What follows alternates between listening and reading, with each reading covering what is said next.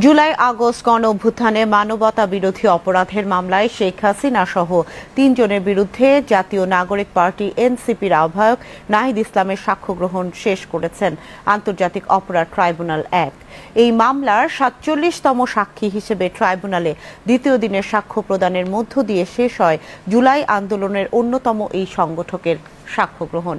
জবানবন্দিতে শেখ হাসিনা, ওবায়দুল কাদের ও আসাদুজ্জামান খান কামাল এবং পুলিশ সহ জড়িত সকল বাহিনীর সদস্যদের কঠোর বিচার চান নাহিদ ইসলাম। পরে তাকে জেরা করেন রাষ্ট্র নিযুক্ত আসামি পক্ষের আইনজীবী। মামলার পরবর্তী জেরার দিন ২১শে সেপ্টেম্বর ধার্য করেছেন ট্রাইব্যুনাল। আরও জানাচ্ছেন আরিফিন মাসুদ। জুলাই আগস্ট গণঅভ্যুত্থানে হত্যাকাণ্ডের ঘটনায় শেখ হাসিনা সহ ৩ জনের বিরুদ্ধে মানবতা বিরোধী অপরাধের মামলার ৪৭তম সাক্ষী হিসেবে বৃহস্পতিবার ট্রাইব্যুনাল ১-এ দ্বিতীয় দিনের সাক্ষ্য দেন ২৪-এর গণঅভ্যুত্থানের অন্যতম সংগঠক ও এনসিপির আহ্বায়ক নাহিদ ইসলাম। আন্তর্জাতিক অপরাধ ট্রাইব্যুনাল ১-এর চেয়ারম্যান বিচারপতি মোহাম্মদ গোলাম মর্তুজা মজুমদারের নেতৃত্বাধীন ৩ সদস্যের ট্রাইব্যুনালে সকালে নাহিদ ইসলামের সাক্ষ্য গ্রহণ শুরু হয়। ট্রাইব্যুনালের অপর ২ সদস্য হলেন বিচারপতি শফিউল আলম মাহমুদ ও বিচারপতি মহিতুল হক ইনাম চৌধুরী।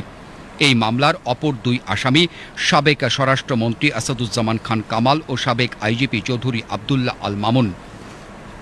২০২৪-এর ১৯ জুলাই থেকে ৫ আগস্ট পর্যন্ত বৈষম্য বিরোধী ছাত্র আন্দোলন থেকে ছাত্র জনতার গণঅভ্যুত্থানে ফ্যাসিস্ট আওয়ামী লীগ সরকারের হত্যা, নির্যাতন ও দমন পীড়নের চিত্র শেষ দিনের জবানবন্দিতে তুলে ধরেন জুলাই আন্দোলনের অন্যতম সংগঠক নাহিদ ইসলাম। সাক্ষ্য গ্রহণ শেষে সাংবাদিকদের সঙ্গে কথা বলেন তিনি। এ সময় জুলাই আগস্ট হত্যাকাণ্ডের ন্যায় বিচার পেতে শেখ হাসিনা, ওবায়দুল কাদের ও আসাদুজ্জামান খান কামাল এবং পুলিশ বাহিনীর সদস্য সহ জড়িত সকল বাহিনীর সদস্যদের কঠোর বিচার দাবি করেন এনসিপির আহ্বায়ক নাহিদ ইসলাম। ২০ জুলাই রাতে আমাকে তুলে নিয়ে নির্যাতন করা হয়, আমাদের অন্যান্য সমন্বয়কদেরকে গুম করা হয়েছিল। পরবর্তীতে আমরা যখন গণস্বাস্থ্যে ভর্তি হই, সেখানে আমাদের সাথে যে ঘটনাগুলো ঘটেছিল এবং ডিবি অফিসে নিয়ে যাওয়া, সেখানে নির্যাতন, আন্দোলন প্রত্যাহারের জন্য চাপ দেওয়া এবং বাইরে যে আন্দোলন, শিক্ষার্থীর আন্দোলন চলমান রেখেছিল। পরবর্তীতে আমরা ১ আগস্ট যে মুক্তি পাই এবং ৩রা আগস্ট ১ দফার ঘোষণা শহীদ মিনারে আমরা সকলের সাথে সমন্বয় করে ১ দফার সিদ্ধান্ত উপনীত হই। যেহেতু এই সরকারের কাছ থেকে, তৎকালীন সরকারের কাছ থেকে কোনো ধরনের ন্যায় বিচারের প্রত্যাশা ছিল না এবং তারাই এই সকল হত্যাযজ্ঞের জন্য দায়ী, ফলে সেই সরকার পতনের ঘোষণা দেওয়াটাও আমাদের জন্য অনিবার্য হয়ে উঠেছিল।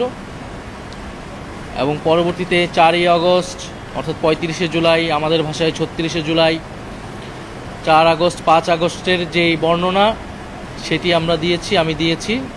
এবং ৪ আগস্ট ৫ আগস্ট যে হত্যাযজ্ঞ সারা দেশে চালানো হয়েছিল পুলিশ, অন্যান্য বাহিনী এবং আওয়ামী সন্ত্রাসীদের দ্বারা, সেই হত্যাযজ্ঞের বর্ণনা, ৫ই আগস্ট শেখ হাসিনার পালিয়ে যাওয়া, নতুন সরকারের ঘোষণা, ৫ই আগস্ট পর্যন্ত আমি আমার জবানবন্দি দেশে শেষ করেছি। এবং যাদের নির্দেশনায় এগুলো সংঘটিত হয়েছে, শেখ হাসিনা, স্বরাষ্ট্রমন্ত্রী ওবায়দুল কাদের সহ, তাদের যাতে কঠোর শাস্তি দেওয়া হয়, আমাদের এটাই প্রত্যাশা থাকবে, যাতে দেশবাসী, যারা আন্দোলনকারী, যারা আন্দোলনে হতাহত হয়েছে, তারা সবাই ন্যায় বিচার। এর আগে গতকাল প্রথম দিনের সাক্ষ্যে ২৪-এর ১৮ জুলাই পর্যন্ত আন্দোলনকালীন বিভিন্ন ঘটনা প্রবাহ সাক্ষ্য হিসেবে ট্রাইব্যুনালে তুলে ধরেন এনসিপির আহ্বায়ক। দুপুরে সাংবাদিকদের ব্রিফকালে চিফ প্রসিকিউটর মোহাম্মদ তাজুল ইসলাম জানান, এই মামলার আসামিদের কার কোথায় কি ভূমিকা ছিল তা প্রমাণে নাহিদ ইসলামের সাক্ষ্য অত্যন্ত গুরুত্বপূর্ণ ভূমিকা রাখবে। আজকে নাহিদ ইসলাম সাহেবের সাক্ষ্য জবানবন্দি প্রদানের যে অংশটুকু সেটা শেষ হয়েছে। আন্দোলন চলাকালে যেভাবে নির্বিচার হত্যাকাণ্ড চালানো হয়, তাতে ক্রমান্বয়ে আন্দোলন কিভাবে দানা বাঁধে সেই কথাগুলো তিনি বলেছেন। কিভাবে সমন্বয়কদেরকে গ্রেপ্তার করা হয়েছিল, কিভাবে তাদেরকে গোয়েন্দা সংস্থার মাধ্যমে চাপ দেওয়া হয়েছিল আন্দোলন প্রত্যাহার করার জন্য। সব শেষ পর্যায়ে শেখ হাসিনার সাথে তাদেরকে মিটিংয়ে বসানোর জন্য চাপ দেওয়া হয়েছিল, যেটা তারা অ্যাভয়েড করতে সক্ষম হয়েছিলেন। এবং বিশেষ করে ১৭, ১৮ জুলাই, ১৯শে জুলাই যে নির্মম হত্যাযজ্ঞ হয়েছে সেগুলোর বর্ণনা তিনি দিয়েছেন। এবং শেষ পর্যন্ত 5ই আগস্টের যে কর্মসূচি, বিশেষ করে 4 আগস্ট রাত্রে তারা সারা দেশ থেকে লং মার্চ টু ঢাকা কর্মসূচি যেটা ঘোষণা করেন, সেই ব্যাপারটা তারা কেন করতে বাধ্য হয়েছিলেন সেই প্রেক্ষাপটটা তিনি বর্ণনা করেছেন।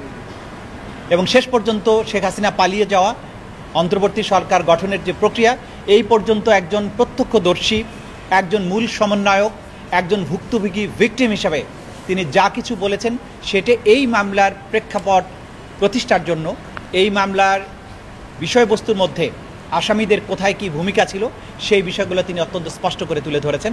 সেগুলো এই মামলা প্রমাণের ক্ষেত্রে অবশ্যই অসম্ভব রকমের গুরুত্বপূর্ণ ভূমিকা পালন করবে, কারণ তিনি ছিলেন ফোরফ্রন্টের যোদ্ধা। পরে দিনের দ্বিতীয় অর্ধে এনসিপি আহ্বায়ক নাহিদ ইসলামকে জেরা করেন রাষ্ট্র নিযুক্ত আসামি পক্ষের আইনজীবী। এই মামলার পরবর্তী জেরার দিন আগামী 21 সেপ্টেম্বর ধার্য করেছেন ট্রাইব্যুনাল। এদিকে জুলাই আগস্ট হত্যাকাণ্ডে রামপুরায় কার্নিশে ঝুলে থাকা আমির হোসেনকে পুলিশের গুলি ও 2 জনকে হত্যা মামলায় আজ আনুষ্ঠানিক অভিযোগ গঠনের আদেশ দেন আন্তর্জাতিক অপরাধ ট্রাইব্যুনাল 1। এই মামলার সূচনা বক্তব্য ও সাক্ষ্য গ্রহণ 16 অক্টোবর। এছাড়া রাজধানীর চানখারপুলে